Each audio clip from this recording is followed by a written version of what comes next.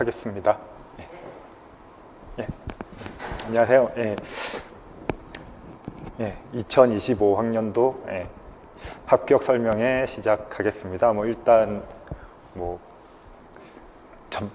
대략적인 출제 경향이랑 그래서 공부를 어떻게 해야 하는지, 그 다음에 이제 제 강의는 어떻게 구성되는지 거기에 대한 얘기를 할 예정이고요.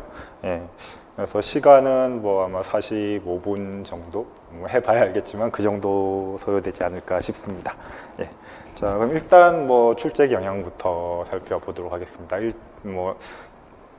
디테일하게 과목별로 하나하나 보는 거는 이제 기출 공부할 때 그럴 때 보시면 될 것 같고, 지금 이제 하나하나 따지는 거는 크게 들어오진 않을 테니까 그냥 전체적인 출제 경향에 대한 얘기를 할 거고요. 저는 전공수학 교과 내용학 강사이기 때문에 교육론이나 수교론에 대한 정보는 드릴 수가 없고요. 자, 그래서 그냥 교과 내용학에 대한 얘기만 간략하게 보도록 하겠습니다.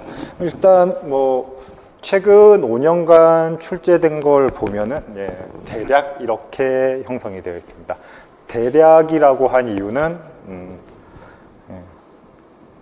여기서 보면 이제 복수 같은 경우,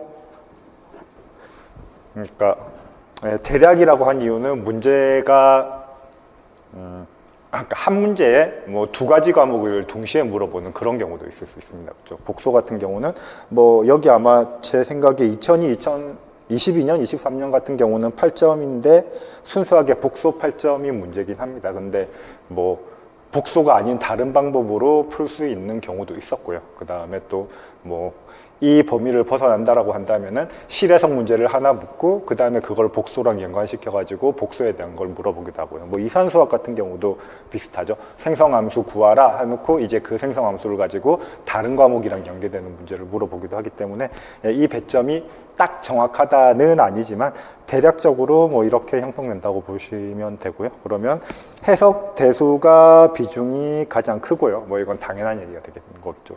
그 다음에 복소가 8점짜리가 있을 때가 가끔 있지만 대략적으로 복소 미기 확통까지는 6점으로 고정이 되고요. 그 다음에 위상은 4점 아니면 6점인데 위상 같은 경우도 조금 좀 6점보다는 4점에 가까운 느낌? 왜냐하면 6점으로 나왔을 때도 최근 5년에서만 본다라고 하면은 거리 공간 문제가 많았거든요. 그러니까 두 문제는 거리 공간 문제고 한 문제는 순수하게 위상을 묻는 문제였는데, 거리 공간 같은 경우는 물론 거리 공간을 위상이랑 연결시키면 위상 문제지만 그냥 순수하게 거리 공간만 봤을 때는 실해석의 베이스가 되기도 하고 그렇기 때문에 딱 위상 문제다라고 말하기에 조금 애매할 수도 있습니다. 어쨌든 그래서 엄밀하게 따지면 복소 미기 확통보다 위상이 최근 점수 비중은 조금 낮다 정도로 생각을 하시면 될 것 같고요. 그 다음에 선대 정수 이사는 그냥 한 문제 정도씩 나온다라고 보면 될 거고요. 근데 이제 이 해석학 같은 경우에는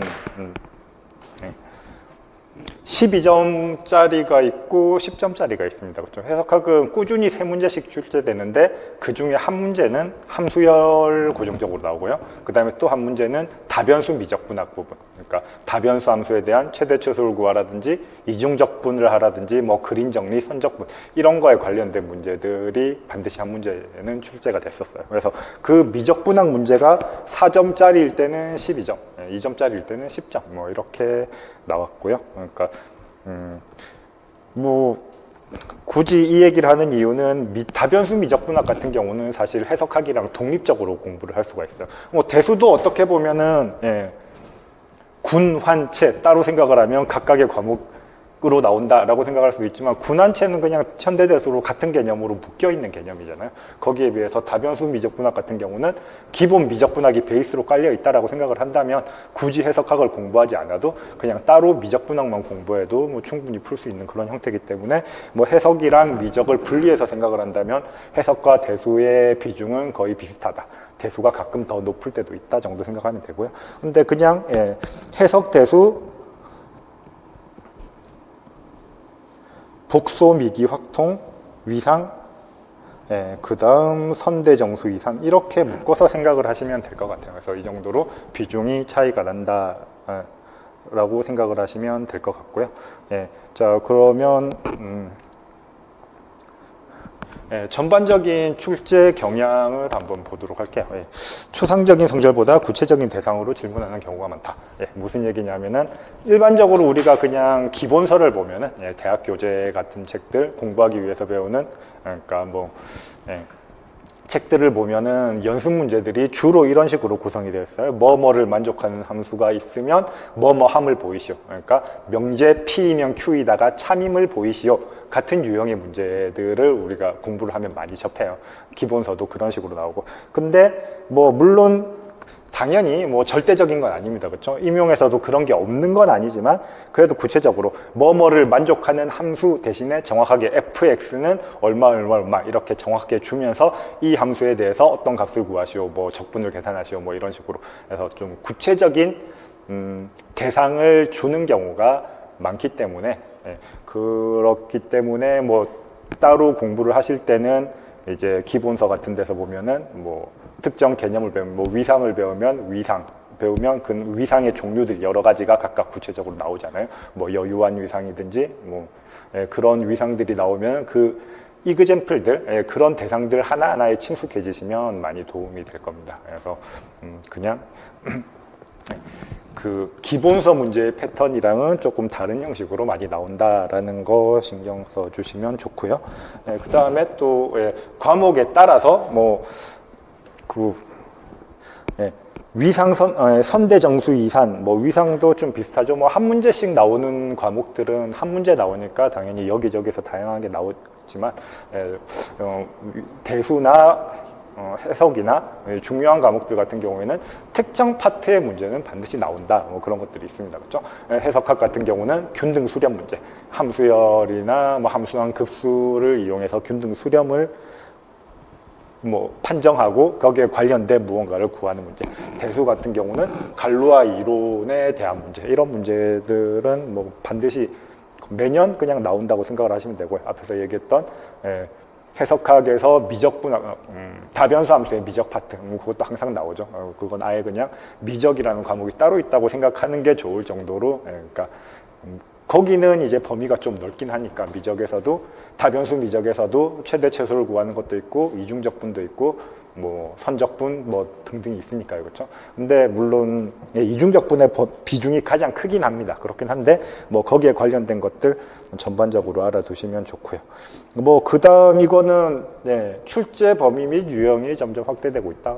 뭐 사실은 당연한 얘기죠. 그렇죠? 왜냐하면 문제가 계속해서 나오면 그게 쌓여가지고 아 이런 범위 내에서 임용 문제가 나오는구나 라고 우리가 생각을 하는 거고, 임용을 출제하는 입장에서는 어쨌든 문제를 계속 내는 거니까 신경을 안 쓰진 않겠지만 신경을 안 쓴다고 하더라도 기본적으로 임용 풀에 있는 문제도 내겠지만 새로운 문제도 낼 거단 말이에요. 그렇죠? 그런 새로운 문제가 하나 나오면은 출제 범위가 확대됐네. 왜냐하면 지금까지 나온 문제를 무시할 수는 없으니까. 그래서 출제 범위나 아니면은 물어보는 유형들이 당연히 문제가를 내다 보면 새로운 형식으로 물어보는 게 나올 수밖에 없어요. 그렇죠? 그래서 그런 출제 범위와 유형이 확대된다. 어떻게 보면 당연한 얘기인데 굳이 쓴 이유는 그게 그래도 해가 갈수록 조금 항상이 아니라 전반적인 추세가 해가 갈수록 좀 그런 문제들이 많아지는 느낌이 있다라는 거죠. 그렇죠? 자, 그래서 뭐 기출 당연히 중요하고, 물론 이제 새로운 유형의 문제랑 흔히 나오는 문제랑 그 중에서 어느 쪽이 비중이 더 높냐라고 하면은 일상적으로 주어지는, 그러니까 정형화된 문제들이 나오는 패턴이 더 높은 건 맞아요. 그렇긴 한데 그래도 새로운 유형의 문제 아니면 안 나오던 범위의 문제들이 전보다는 조금 더 자주 출제되더라라는 얘기를 할 수가 있고요. 특히 이번 연도는 좀 심했습니다. 평소보다 많이 나왔고요.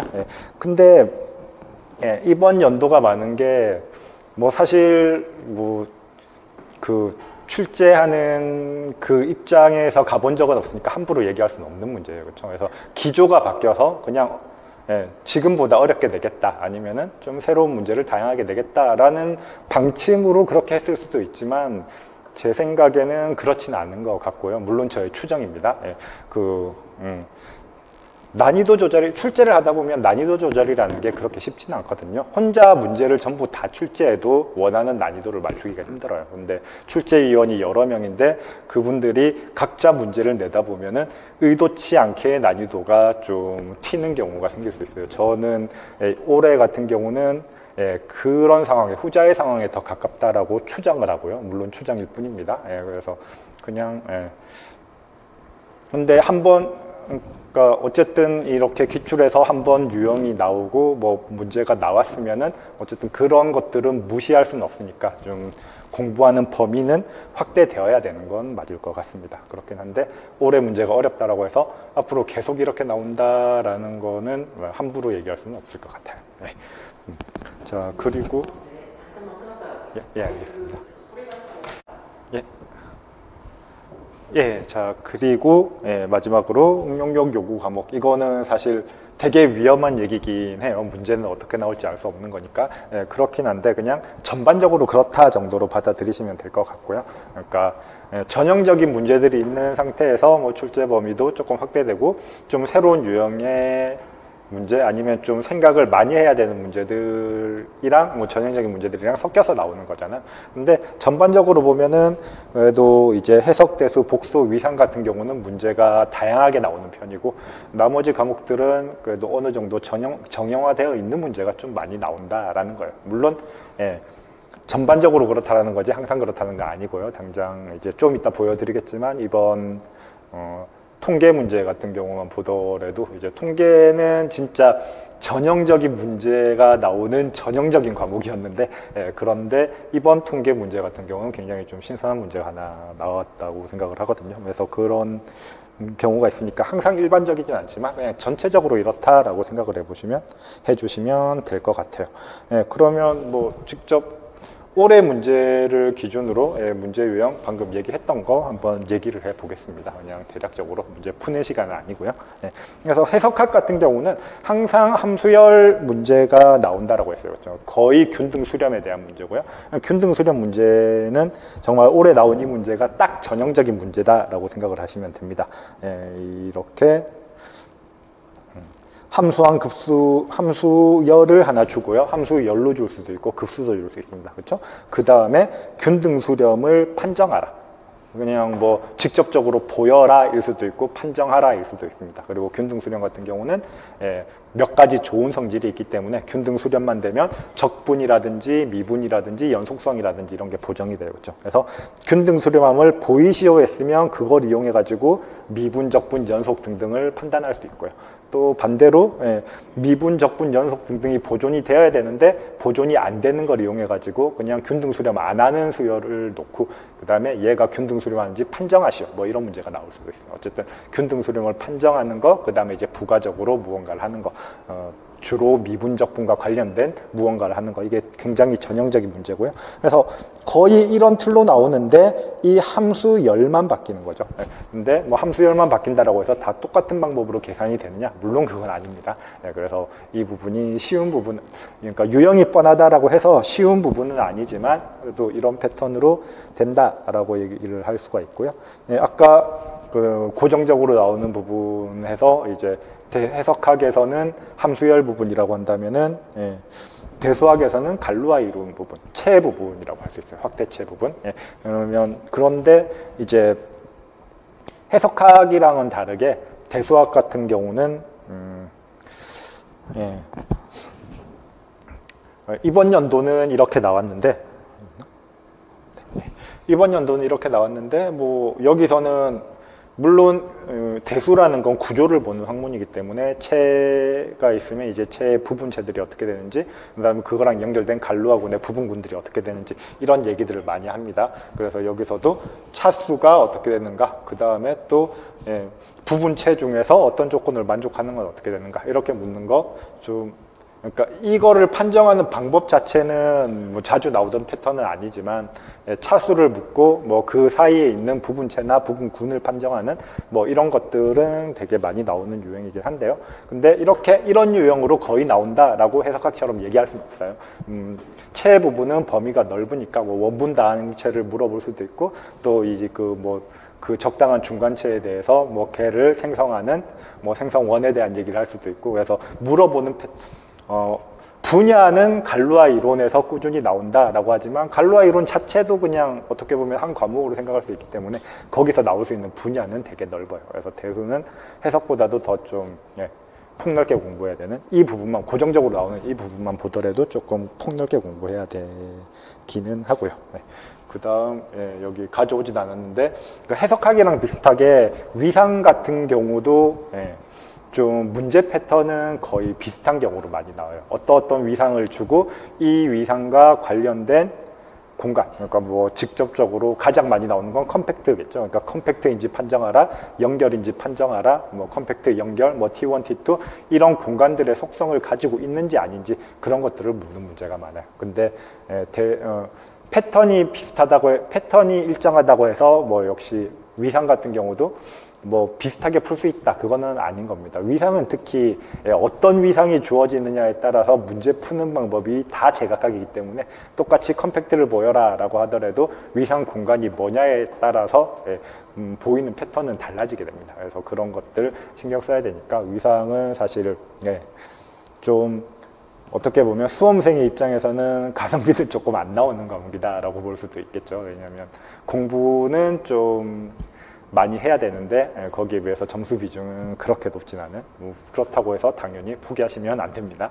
자, 그 다음에 이제 뭐 통계 문제 한번 볼게요. 통계 문제 같은 경우가 이제 올해 저는 그렇게 생각을 해요. 올해 시험에 좀 특징을 잘 보여준다라고 생각을 합니다. 물론 여기서 한 가지가 더 있어야 되는데 뭐 그건 조금 이따 얘기를 하고요. 그래서 일단 기입형 문제는 이렇게 나왔어요. 포화송 분포에 대해서 확률 표본을 뽑고 그 다음에 얘를 만족할 때 n의 값을 구하시오라고 했습니다. 그럼 사실 물어보는 건 되게 간단하죠, 그렇죠? 포화송 분포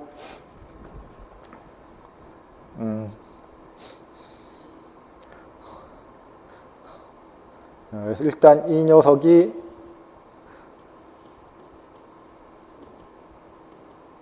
표본 분산은 아니고 표본 분산이랑 관련된 개념이에요. 그렇죠? 그래서 표본 분산과 관련되어 있는 식이고 그럼 이걸 가지고 표본 분산을 구할 수 있는가? 그 다음에 포화송 분포가 이렇게 주어졌을 때 이 포화송 분포의 평균과 분산을 아는가? 이 두 가지 지식만 있으면 언제든지 풀 수 있는 문제입니다. 단, 포화송 분포도 뭐 기출을 훑어보시면 아예 안 나온 건 아니지만 별로 많이 다루는 거의 안 나오는 파트였어요. 그리고 확률 표본의 표본 분산 같은 것도 표본 분산은 주의하셔야 되는 게 분산이랑 식이 달라요. 그렇죠? 자, 그래서 이제 표본 분산의 정의 그러니까 그냥 분산은 n으로 나눠야 되고 표본 분산은 n-1로 나눠야 됩니다. 물론 왜 그런지 알면 더더욱 좋겠지만 뭐 여기 이 문제는 왜 그런지 알면 더더욱 좋은 문제긴 하네요. 어쨌든 그래서 표본 분산에 대한 식만 정확히 알면 이 문제는 푸는 데는 전혀 문제가 없어요. 단지 지금까지 많이 안 나왔으니까 좀 비중을 등한시하고 일단 나중에 보자라고 하고 넘기고 그러면서 공부를 안 하실 수 있단 말이죠. 그렇죠? 그리고 또 비중이 적으니까 이 표본 분산에 대한 식이 n으로 나누는 건지 n-1로 나누는지 헷갈리시는 분들도 많았을 거란 말이에요. 그래서 그런 것들 때문에 조금 힘들 수 있는 문제가 되는 거죠. 그렇죠? 그래서 문제 자체는 공식만 알면 당연히 풀 수 있는 문제지만 조금 안 나오던 게 나오기도 하더라라는 게 이번 통계 문제의 하나였고요. 자, 그 다음에 이거 꽤 좋은 문제라고 생각이 되는데요. 이거 같은 경우 완전 새로운 유형의 문제다라고 볼 수 있을 것 같습니다. 그래서 통계 문제는 대개 예, 좀 확률 상황이나 아니면 확률 변수를 구체적으로 주고 뭐 거기에 대해서 이제 누적 분포 함수가 어떨 때 확률 밀도 함수를 구하라 라든지 예, 앞에서 얘기했던 구체적인 문제들, 구체적인 대상들을 주고 거기에 대해서 무언가를 계산하거나 구하거나 그런 것들을 물어봤어요. 근데 여기서는 굉장히 추상적으로 물어봤죠. 그렇죠? 그냥 확률 변수는 누적 분포가 연속인 순증가 함수다. 사실 대부분의 누적 분포 함수는 연속인 증가 함수죠. 그렇죠? 거기서 이제 순이 들어가면은 약간의 이것도 뭐 그냥 우리가 흔히 받아들이는 확률 변수는 연속인 순증가 함수긴 하죠. 어쨌든 그래서 확률 변수 x가 구체적으로 어떻게 생겼는지는 전혀 안 줬어요. 그냥 이 조건만 만족하더라라고 얘기를 했습니다. 그러고 fx의 확률 밀도 함수를 구하시오. 확률 밀도 함수 구하는 과정은 되게 패턴이 정해져 있습니다. 그러니까 정해져 있다라고 말하기는 애매하지만 어쨌든 가장 많이 쓰는 게 누적 분포 함수를 구한 다음에 미분하면 된단 말이에요.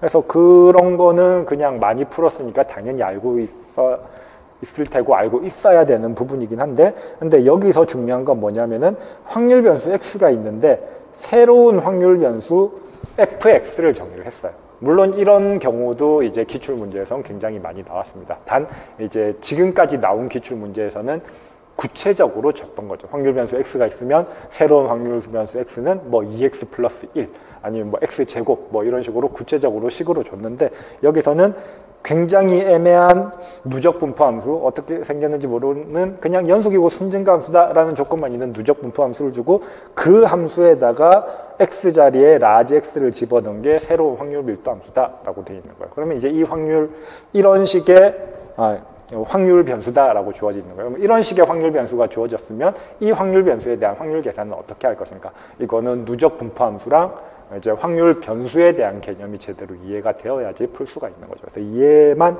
하면 쉽게 풀 수 있는데 굉장히 좀 안 익숙한 이런 문제가 되겠죠. 그래서 이런 새로운 유형의 문제가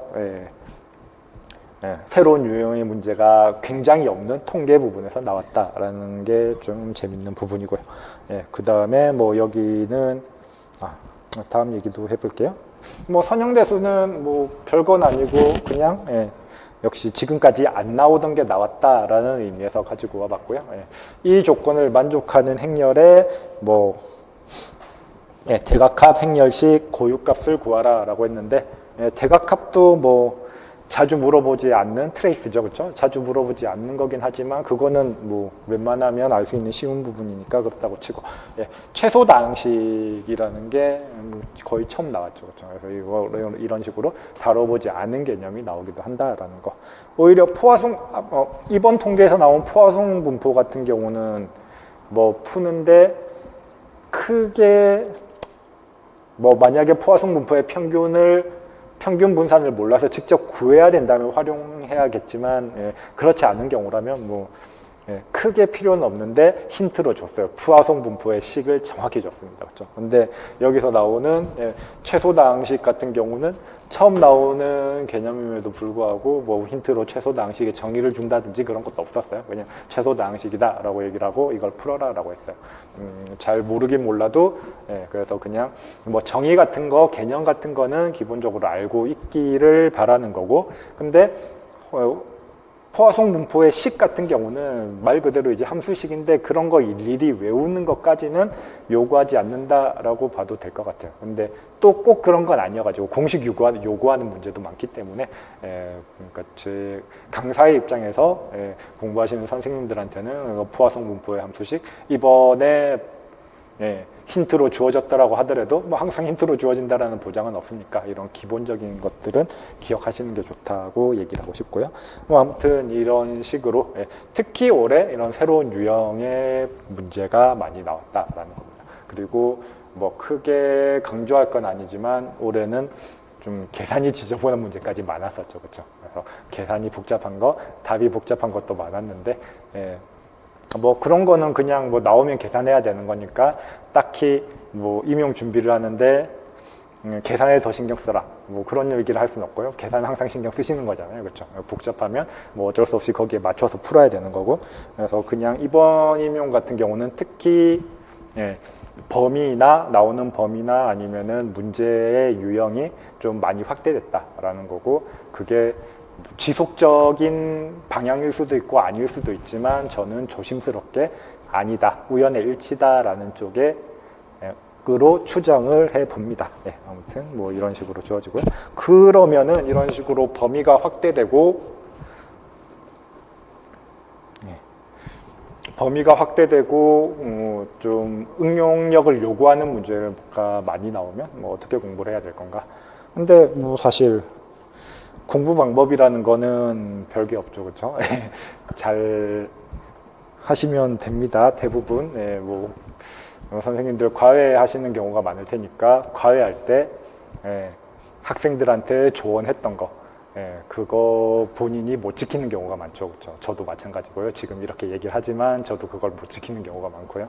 그렇긴 한데 그런 것들 지키면 웬만하면 잘하게 되는 거긴 해요. 근데 여기서 조금 강조를 하고 싶은 거는 결국 범위가 확대된다라는 거는 좀 더 많이 알아야 된다는 거, 그건 어쩔 수 없어요. 그냥 공부를 많이 해야 되는 겁니다, 그렇죠? 그러니까 임용에서 딱 나왔던 부분에서 거기서 이제 조금 더 그 변두리까지 공부의 범위를 넓혀 나가는 거, 뭐 그거밖에 없는 거고요. 그 다음에 유형이 확대된다라는 거는 다양한 유형으로 물어본다는 건 말 그대로 이제 문제풀이 능력을, 응용력을 길러야 되는 거예요, 그렇죠? 자, 그래서 뭐 수학이라고 하면 당연히 이제 지식이랑 응용력 이 두 가지의 얘기다라고 생각을 할 수 있습니다. 그렇죠? 이론이나 그냥 딱 뻔한 풀이의 문제들. 그래서 이런 문제는 이렇게 푼다라는 거 패턴화되어 있으면 아무래도 특히 수험생 입장에서는, 시험 보는 입장에서는 그런 게 있으면은 문제 푸는데 시간 절약, 시간 단축하는데 굉장히 도움이 될 거고요. 그렇죠? 자, 그 다음에 이제 이 응용이 문제인데 문제 해결 능력. 항상 이 부분이 문제죠. 나는 공부는 열심히 하는 것 같은데 이론은 다 아는 것 같은데 봐도 모르겠다. 그러니까 문제가 나오면 못 풀겠다. 뭐 이런 경우가 좀 많잖아요, 그렇죠? 그리고 또 그런 부분이 안 늘어서 고민이신 분들이 많고요, 그렇죠? 자, 그런데 제 생각에는 그냥 선생님들의 아니면은 그냥 전반적인 뭐 꼭 임용 공부가 아니더라도 학생들이 공부한, 뭐 대학생들이든 중고등학생들이든 공부하는 패턴을 보면은 이상하게 공부는 그냥 공부라는 한 단어로 퉁치는 것 같아요. 그러니까 뭐 예를 들어서 뭐 축구를 한다라고 하면은 슛 연습을 아무리 열심히 하더라도 달리기가 빨라지진 않잖아요, 그렇죠? 그래서 빨라지려면 달리기가 빨라지는 연습을 해야 되고 슛을 잘 쏘려면 슛 연습을 해야 되는 거예요. 근데 그냥 공부를 잘하려면 공부를 많이 하면 된다라고 생각하시는 분들이 되게 많은 것 같아요.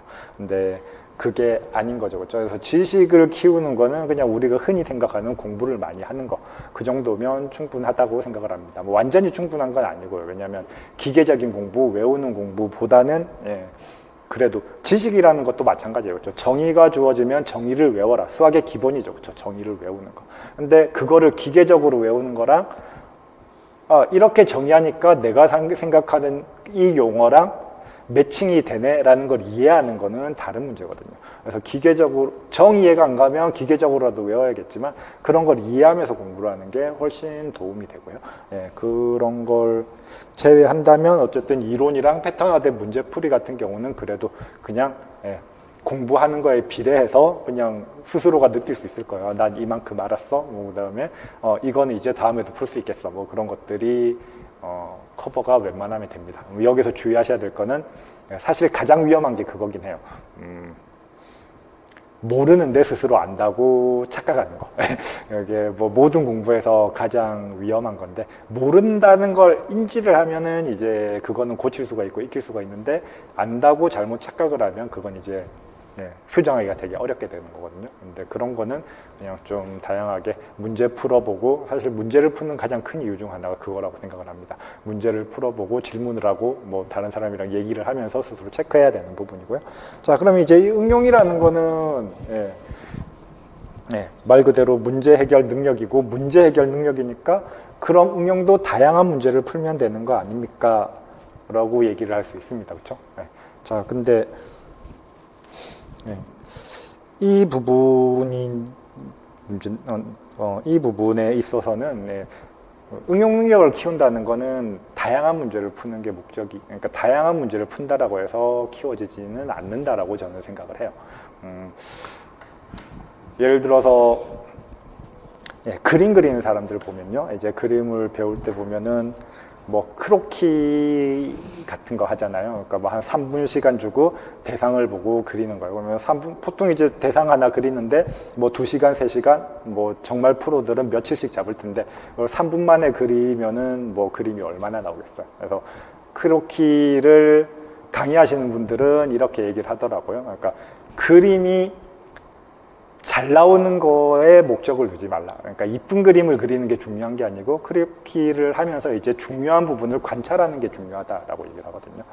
그 다음에 뭐 또 좀 더 극단적으로는 아예 대상만 쳐다보고 종이는 안 보고 그냥 그리는 뭐 그런 연습 방법도 있더라고요. 그러니까 그런 게 다 뭐냐면은 그림이 깔끔한 게 중요한 게 아니고 관찰하는 능력을 키우는 게 더 중요하다고 생각을 해서 거기에 집중된 훈련 방법이라고 저는 생각을 하거든요. 물론 미술은 잘 모르지만 그렇다고 보는 거고요. 말 그대로 이제 문제 해결 능력도 문제에 초점이 되는 게 아니라 해결 능력에 초점이 돼야 된다고 생각을 합니다. 그러니까 생각하는 능력을 길러야 되는 거죠. 문제를 많이 접한다라고 해서 생각하는 능력이 키워지느냐? 물론 안 하는 것보다는 당연히 낫습니다. 그렇죠? 근데 문제를 풀면은 어떤 과정을 거칩니까? 문제를 읽고 이해하고 고민하고 풀잖아요. 그렇죠? 자, 그러면 이 고민하는 부분. 고민하는 부분이 실질적으로 문제 해결 능력이 키워지는 부분이라고 생각을 하거든요. 그러니까 흔히들 하는 얘기 있잖아요. 답 보고 공부하지 말라. 답안지 끼고 공부하지 말라. 그 이유가 그거라고 생각을 하거든요. 그러니까 답안지가 옆에 있으면 이 고민하는 시간이 줄어드는 거예요. 그러니까 공부를 할 때 뭐 100문제를 풀었는데 100문제가 그러니까 2시간을 공부를 했는데 술술 잘 풀려서 100문제가 풀렸다. 그러면 사실 그 2시간은 자신감 향상의 시간이지 문제 해결 능력을 키우는 시간은 아니라고 생각을 하거든요. 그런데 만약에 2시간 동안 한 문제 가지고 2시간 동안 끙끙 고민했는데 못 풀었다. 못 풀었기 때문에 얻은 건 없어 보이지만 사실 그 2시간 동안 고민한 시간이 이쪽 부분에서의 응용 능력을 키운 시간이 된다라고 생각을 합니다. 그래서 지식을 키우는 건 말 그대로 200문제를 다루는 게 좋은 거지만 응용 능력을 키우는 거는 한 문제를 2시간 고민하는 게 훨씬 좋다라는 거예요. 고민의 시간이 응용 능력을 키우는 시간이다라는 거예요. 물론 수험생의 입장에서 본다면 아무리 범위가 확대되고 어쩌고 하더라도 지식이 더 중요합니다. 응용 능력, 그러니까 응용 능력을 강조한 이유는 이 부분에 대한 고민이 많고 공부를 하면 할수록 이제 이 부분이 안 되기 때문에 그런 거예요. 그렇죠? 그러니까 이 부분이 안 될 때는 그냥 단순히 공부량을 늘리는 게 아니라 잘 되시는 분들은 상관이 없지만 안 되시는 분들은 공부 방법을 조금 더 고민을 해야 된다는 거예요. 공부 방법을 고민하는 거는 그냥 고민하는 시간을 늘리는 거고요. 그러면 뭐 실질적으로 우리 수험생 같은 경우는 선생님들 같은 경우는 둘 다 잡아야 되는 거잖아요. 이론이랑 패턴이랑. 그러면은 응용력을 아예 무시할 수는 없고 그렇다고 공부량은 많은데 한 문제를 뭐 한 문제에 2시간씩 잡고 있으면은 원하는 시간에 원하는 진도를 따라가는 건 불가능하고 그래서 기본적으로 그건 답이 없습니다. 스스로 생각을 할 때 나는 그러니까 기본 지식이 이 정도 갖춰져 있으니까 이제 문제풀이에 좀 더 그러니까 응용 공부를 하는 응용 훈련을 하는데 좀 더 여유가 있다, 시간이 있다라고 한다면 거기에 더 많이 투자를 하는 거고 당장 지식이 부족하고 아는 게 없다면 당연히 뭐 이론 공부부터 해야 되는 거죠. 그래서 가장 기본적으로는 이 앞에서 제가 지식이라고 얘기했던 이론이랑 패턴화된 문제는 일단 충분히 숙지하고 있어야 되는 거예요. 이건 기본입니다. 그래서 얘가 어느 정도 된다는 가정하에 이제 응용 능력을 얼마나 기를 것인가를 고민을 해야 되는 거고요. 그래서 기본적인 그러니까 기본 이론은 반드시 알아둬야 된다라고 생각을 하시면 되고 보통 이제 공부를 하시는 경우에 이렇게 되는 경우가 많아요. 나는 뭐 사실 제 학원 좀 이따 얘기하겠지만 제 강의 커리큘럼도 그렇고요. 6월까지는 이론 공부를 하고, 그 다음에 6월 이후로는 7월 이후로는 문제를 풀고 이렇게 했단 말이에요. 그래서 보통 이론 공부랑 문제 공부를 따로 생각을 하는 경우가 많아요. 근데 문제를 풀 때, 그러니까 강의하는 입장에서는 일단 기본 이론은 갖춰야 되는 거니까 이론들을 다 갖춰주고 그 다음에 이제 그 갖춰진 이론을 바탕으로 문제를 풀어준다라는 입장으로 강의를 하는 거지만 공부하는 입장에서는 얘기가 조금 다릅니다. 물론 이론 공부는 뭐 이론 자체를 알아야 되니까 이론을 파야 되고 물론 이론을 파다 보면 이론 공부를 하면 당연히 연습 문제 같은 거 나오니까 간단한 문제들은 풀게 되고 그렇죠. 그래서 그렇게 이론 기본 개념을 잡으면 문제를 풀 때는 사실 문제는 앞에서 얘기했던 것처럼 풀었다 안 풀었다가 중요한 게 아니라 내가 얼마나 알고 있는가를 체크하는 역할도 해주는 거거든요. 그래서 문제를 풀다 안 풀리면 둘 중 하나인 거예요. 응용 능력이 부족하거나 내가 이론을 제대로 이해를 못했거나. 그래서 그렇게 이론을 이해를 못한 게 있으면 다시 이론 공부를 조금은 해주셔야 돼요. 그냥 이 문제는 이렇게 푸는데 내가 몰랐네 해서 이 문제를 푸는 방법만 외우는 거는 좋은 공부 방법이 아니다라는 거예요. 그래서 문제를 풀 때는 항상 이론서를 다시 본다는 생각으로, 그래서 이론서를 끼고 공부한다는 생각으로 하시는 게 좋고요. 그래서 문제랑 이론은, 그러니까 이론을 더 잘 이해하기 위해서는 문제가 필요하고 또 문제를 풀면서 내가 이론을 제대로 이해했는지 안 했는지를 체크할 수 있는 거예요. 그래서 이 두 가지는 상호 보완적 관계, 이론 공부를 하면서도 그러니까 문제는 많이 풀면 많이 풀수록 좋은 거예요. 그건 이제 시간 배분의 문제니까 얼마만큼 풀어라 라고 얘기할 수 없지만 이론 공부하면서도 문제를 풀면 좋은 거고 또 그러니까 이게 제일 안 되는 거죠. 문제를 풀 때 문제만 보는 거, 그게 좀 안 좋은 공부 방법이라고 저는 생각을 합니다. 문제를 풀다가 모르는 게 나오면 다시 이론을 체크하셔야 돼요. 그래서 이것 좀 신경 써 주시면 좋고요. 그 다음에 이제 응용력을 기르기 위해서는 해답 없이 풀어보면 좋고요. 자, 그 다음에 오답 노트 작성하면 좋고요. 그러니까 해답 없이 풀어보라는 거는 스스로 이거는 누구나 다 아는 패턴 그거긴 합니다. 그렇죠? 근데 문제는 그거죠. 언제까지 해답 없이 볼 건데. 그러니까 한 문제를 푸는데 2시간씩 걸린다면, 그리고 또 만약에 2시간 걸려서 안 풀렸다. 한 문제 오래 생각하라고 했는데 그러면 1시간 더 생각해야 되나? 그렇게 생각을 할 수도 있잖아요. 그렇죠? 그래서 그 부분에 있어서는 사실 무조건 오래 생각한다고 좋은 건 아닙니다. 무조건 오래 집중해서 생각하면 그건 좋은 거 맞아요. 시간이 충분히 많다라는 가정하에서. 근데 일단 기본적인 시간 배분은 하셔야 되고, 그래서 어느 정도 시간이 된다라고 했을 때 한 문제를 스스로 생각한다라고 한다면은 그냥 그 집중력이 유지될 때까지 스스로 생각한다라고 생각하시면 좋을 것 같아요. 그리고 그렇든 아니든 간에 응용 능력을 기른다라고 생각할 때 무조건 한 문제를 오래 잡으라라고 하면은 시간이 한도 끝도 없이 걸리는데 어떻게 해요? 라고 한다면 그냥 누구에게나 통용되는 일반적인 방법이라고 한다면 저는 이렇게 조언하고 싶어요. 평소보다 조금 더 생각하라. 조금은 기준 잡기 나름이죠. 5분이어도 되고 10분이어도 되고, 내가 평소에 이 정도 타이밍이면 포기해야 되는 시점이었다. 그러면 거기서 진짜 딱 5분만 더 생각해보고 포기하라. 답을 보든지 넘어가든지 그렇게 하라고 조언을 하고 싶어요. 아무튼 그렇게 해주시면 좋고요. 이 오답 노트는 사실 이제 그런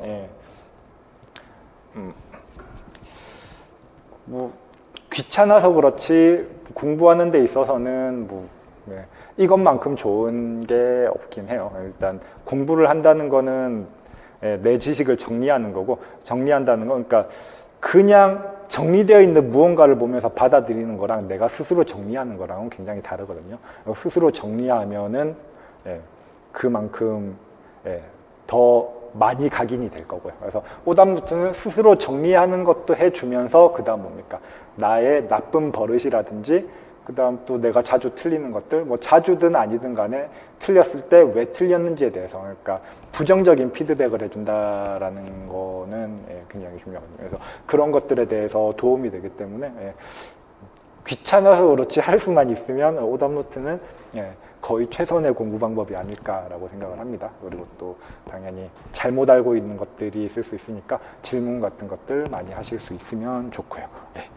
자, 그러면 이제 그냥 뭐 대략적으로 제 강의는 어떻게 구성되어 있는지 거기에 대한 얘기를 하고 마무리하도록 하겠습니다. 뭐 연간 계획은 그냥 연간 계획 표만 보면 뭐 다 나와 있는 거죠. 뭐 굳이 더 설명할 건 없는 건데 그래도 거기에 약간 왜 이렇게 잡았는지 그런 얘기 한번 보겠습니다. 자, 일단 기본적으로 기본 이론은 반드시 알아야 되니까 이론 시간 일단 제 강의는 목요일, 일요일 하루에 6시간씩 뭐 질문 시간 포함하면 8시간 정도 강의를 하게 되고요. 그래서 목요일, 일요일 일주일에 2번을 하게 되는데 그게 일단 기본 패턴은 그 일정을 제가 짤 때는 이런 기준으로 짰습니다. 이걸 보는 게 더 나을까요? 자, 그래서 이걸 보면 되게 깔끔한데 1, 2월 이렇게 3, 4월, 5, 6월, 7, 8월 이렇게 되게 깔끔한데 구체적인 일정을 들어가면 조금 지저분합니다. 그 개강을 11일 날 하고요.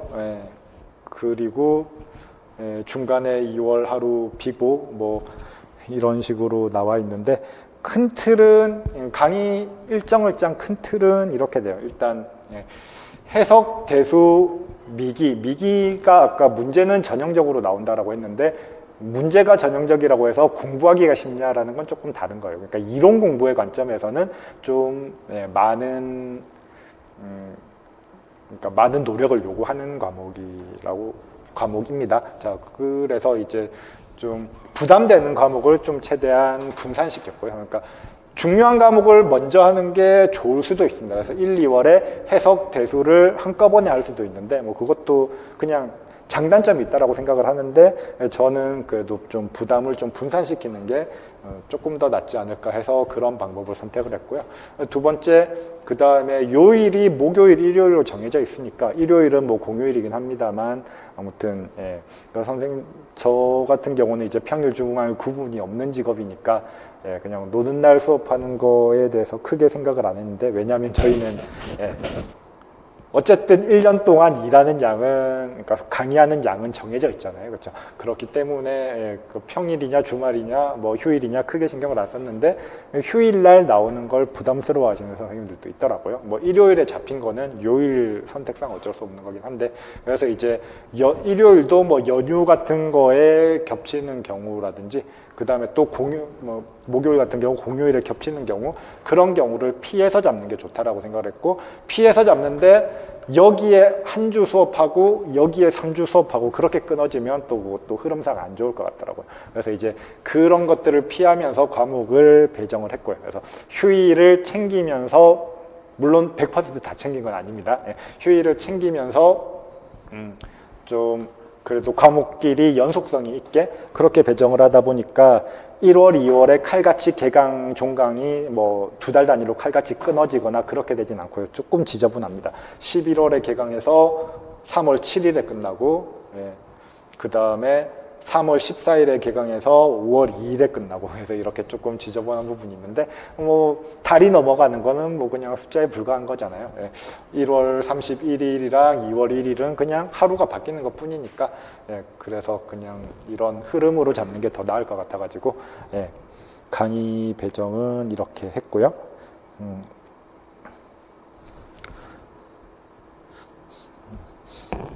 그래서 일단 6월까지 각 과목별로 일단 전 과목을 다 다루긴 해야 되니까 각 과목별로 이론을 다룰 거고요. 만약에 이제 뭐 이론에 어느 정도 자신이 있는 분들은 뭐 굳이 들으실 필요 없겠죠. 그렇죠? 그 시간에 공부를 그러니까 부족한 부분을 공부하는 게 더 나을 수 있고요. 근데 전반적인 패턴은 이론을 먼저 갖춘 다음에 문제를 생각을 하고 좀 다양한 문제를 풀어보면서 아까 얘기한 이거는 뭐 제가 해줄 수는 없는 부분이긴 합니다만 문제를 풀면서 안 되는 이론을 체크하고 다시 이론 부분을 복습하고 이런 과정이 반복되는 게 좋고 그래서 그냥 일단 학원 강사의 입장으로서는 전 과목을 다뤄주고 이제 그러니까 필요한 것들은 다 해야 되기 때문에 좀 6월까지라고 하면은 조금 길 수도 있지만 그래도 전 과목 이론을 다루는데 이 정도 기간은 저는 필요한 것 같더라고요. 그래서 6월까지는 이론에만 집중을 하고 그다음 7, 8월에 문제를 7월 이후부터 문제를 푸는 방향으로 진행을 합니다. 자, 그러면 저 같은 경우 이론 수업은 어떻게 진행할 거냐?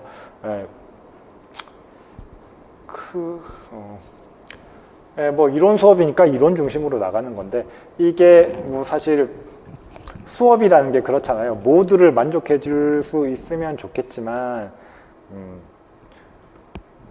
그러니까 그러니까 잘하시는 분들이랑 못하시는 분들을 동시에 만족시켜 줄 수는 없어요. 그렇죠? 잘하시는 분들을 기준으로 맞추면 못하시는 분들이 힘들어할 거고 못하시는 분들의 기준을 맞추면 잘하시는 분들은 조금 얻을 게 없을 수도 있습니다. 그런데 일단 제 이론 수업 같은 경우는 기본적으로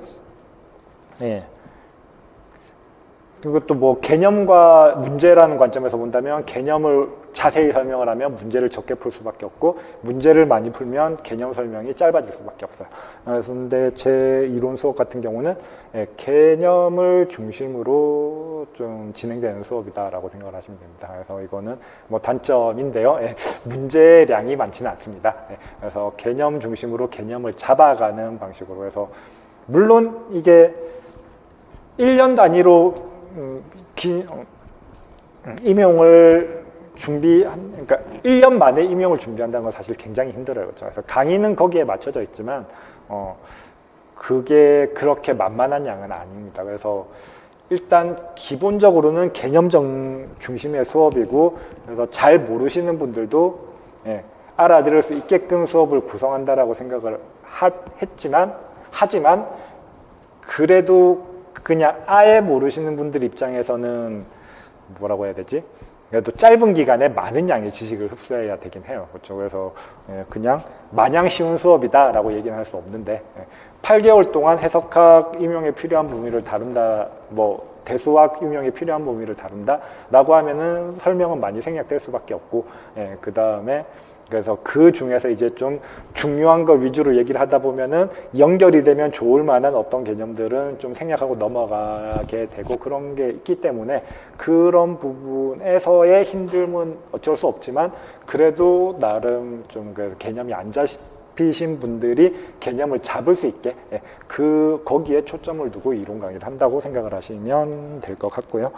그래서 일단 뭐 매주 확인학습 30분을 보긴 할 건데 이 확인학습은 그냥 개념을 연결시킨다는 관점으로 그러니까 이걸 가지고 문제 잘 푸는지 못 푸는지를 체크를 한다든지 실력을 확인한다는 게 아니라 그냥 저번 시간에 이만큼 배웠으니까 그거를 문제를 풀면서 한번 리뷰해보고 그 다음에 제가 이제 수업 시작하면 확인학습부터 풀고 수업을 할 건데 진도를 나갈 건데 그 확인학습을 푸는 것도 그냥 확인학습 풀면서 저번 시간에는 이런 거 저런 걸 배웠다라고 해서 이제 개념이 이어질 수 있게끔 하기 위한 확인학습이고요. 그래서 이거를 매주 30분 확인학습 한 다음에 수업을 나갈 거고 일단 수업 자체는 좀 개념을 파악하기 위한 해석학은 이만큼을 배우고 얘네들은 이런 식으로 정의되고 이렇게 연결된다. 그런 얘기를 하기 위한 수업이라고 생각해 주시면 되겠고요. 그 다음 7, 8월은 기출 동영으로 잡았는데요. 작년에는 김동희 선생님이랑 같이 강의를 했고 사정상 올해는 이제 떨어져서 각각 하게 됐는데요. 그래서 작년 같은 경우는 기출 수업을 하고 그 다음에 이제 문제풀이 수업을 하고 두 개의 수업을 분리를 했었어요. 저는 그것도 되게 좋다라고 생각을 하거든요. 기출 문제 일단 가장 기본은 수험생의 입장에서 가장 기본은 기출이 돼야 돼요. 뭐 출제하시는 분들도 뭐 만약에 처음 출제를 의뢰를 받았다라고 하면 뭐부터 하겠습니까?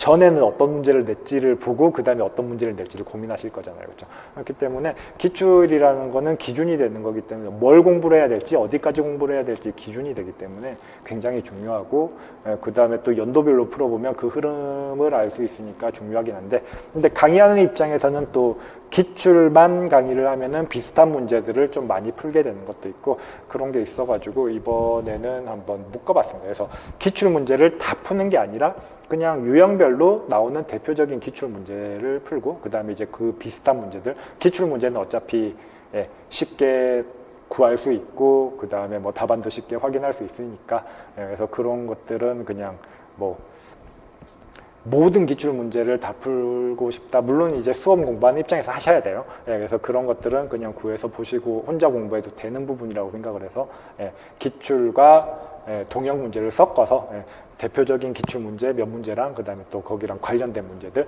그렇게 강의를 구성하려고 합니다. 그래서 수업은 11회로 제가 목1 수업이었으니까 그 목일 합쳐가지고 그냥 연속적으로 해서 11회로 수업을 하는 걸로 그렇게 강의 구성을 했고요. 그 다음 마지막으로 강의 끝나면